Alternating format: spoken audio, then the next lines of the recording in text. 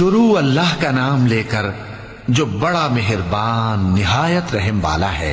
जो लोग काफिर हैं यानी अहले किताब और मुशरिक, वो कुफ्र से बाज रहने वाले न थे यहां तक कि उनके पास खुली दलील आ जाए, यानी अल्लाह का एक पैगंबर जो पाक और आक पढ़कर सुनाता है जिनमें मुस्तहकम आयतें लिखी हुई हैं। और अहले किताब जो फिरकों में बटे हैं तो दलील वाज़ेह के आने के बाद ही बटे हैं।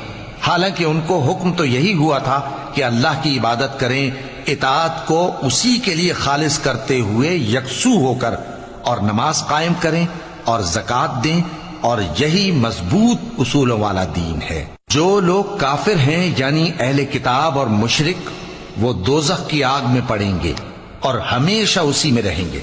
ये लोग सब मखलूक से ज्यादा बुरे हैं। बेशक जो लोग ईमान लाए और नेक अमल करते रहे वो तमाम खल्क़त से बेहतर हैं।